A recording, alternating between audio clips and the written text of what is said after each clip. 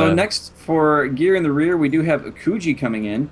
Akuji is one of the newer recruits to gear in the rear. He was formerly of Experienced Gamers, and his style tends to lean towards Mutalisks as he is a Zerg player. So we will see what happens. This is going to be another Zerg versus Zerg as we move into Game 2. Yeah, I will. I'll give you a hint now. By hint, I mean I'll tell you what it is. I'm not going to give away any codes yet, but I will tell you what the prize is. And the prize this week, and like I said, Troy, the creator of SC2CTL, was pretty serious in his expression of what this gift is going to mean to the receiver. It is actually going to be a handwritten, signed, stamped, perfumed, and maybe even something else. He didn't go into any more detail than that, but it is going to be a love note. Ooh.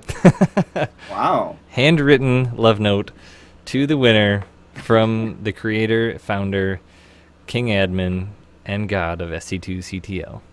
And he has a way with words, too. I don't know if you guys saw him on the Canadian esports show, but he knows what he's talking about. So you will be able to read that and have your heart flutter and swell, I'm sure, with StarCraft esports emotion and love. So that'll be cool. But I think after Game 3, we'll give away a code. And if you want to prepare yourself, you can go to sc2ctl.com/code and make sure you register to use your Gmail account or your Google login, and that is where you will put the code in, so you can get yourself all prepared as we go into this next game. I did just post a link to the Reddit thread for this broadcast in the chat. Check that out. It does have all the information for tonight. Also, follow at SC2CTL on Twitter, as well as at Galligation. And on Twitter, you can find me at WingnutSC, and on Facebook at /WingnutSC. And we are the casters for StarCraft 2 Community Team League, and we are generally here Tuesdays and Thursdays. However, this week is going to be Tuesday and Friday at 8:30 p.m. Eastern Daylight Time. That's right. So a little bit of a deviation, but we hope to see you there. We're hoping to have some playoff games, and that would just be fantastic. It absolutely would be. But with that, without further ado, I think we are ready to jump into Game 2. All right. Let's do it. And starting out Game 2 here with... in the lower left-hand corner, I was just looking at the colors. They're both purple and pink, which are hard to decipher looking on the map. In the lower right-hand corner, it is going to be our purple Zerg, Akuji.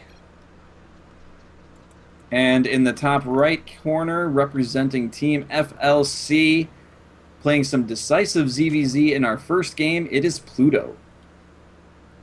Is he a planet or a Zerg player? Well, he's definitely not a planet because Pluto is not a planet. That's right. They have claimed that it's not a planet quite a while ago, didn't they? That's right. You're a little bit behind the times. There's that public schooling. And I do work in a astronomy department at a major university. My gosh. They are going to destroy you when you go into work tomorrow, I would assume. So another ZVZ. So do we expect the same thing? I mean, in our bio, we heard that Akuji did like his mutas, so... That's right. I mean, do you think we will see another early muta rush? I mean, there really wasn't much aggression in the other game. They both just kind of sat back, and I think I can't remember his name now. I keep wanting to say Akuji because it's similar to Akuji.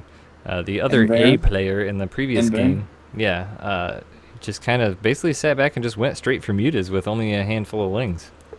I see something similar to that happening in this game potentially, as this map is so large, and as you see, both players are taking their hatch first. I am not surprised by this play at all. It's difficult to figure out where the other person is, so the likelihood of lings, even if they went an early pool, getting to where you're at before you have a spawn pool up is not likely. Akuji is now getting his gas. Both players are getting their gas, so it looks like they are going to be getting some early speedlings. Or not Question early, but I is, guess on time. Are they going to go only for 100 gas, or are they going to keep mining it and go for that early layer like we saw last game? We will soon see, but as we see, both spawning pools going down at almost identical time. Akuji's only being a couple seconds sooner. His is at 22 seconds, and yeah, literally a couple seconds sooner. But as we found out this week, I don't know if I told you this, but literally, actually, in Webster's dictionary means figuratively. Oh, you did? Yeah, I actually, I believe I shared that. Did you share that? I Yep, shared that on the Facebooks. that's right. We've officially But I found broken it the on the English language. Reddits, so I'm not gonna claim that I was original by any means. But I literally use it all the time anyway, so. But I'm. Both literally and figuratively. No, Or literally. rather, literally and literally. Both ways. But Both neither here nor there. definitions. Both players are literally making a lot of drones and queens. And also speed at the same exact time. So we've got very identical builds out of both players. This is actually one of my favorite thing about mirror matches. Like I said, I think my favorite mirror match right now is actually TVT. And PvP used to be my favorite mirror match because I really, really got it, but it's been a little bit frustrating lately. And I don't play Terran. I hate playing Terran. So maybe that's why it's a little more entertaining to actually watch. But ZVZ is real touchy. So I think it's always been the touchiest mirror of them all. It very much is. You know, you really have to have a lot of control, and you have to move around a lot. You know, microing all the time, but you can't neglect your macro either, or you'll fall behind. So, one misstep can end in a lot of your Zerglings getting killed, and that can swing a game. And we do have a Baneling nest coming down from both players. Akuji's is a few seconds ahead of Pluto's, so it's little advantages like that make the difference, especially if you're going for a timing.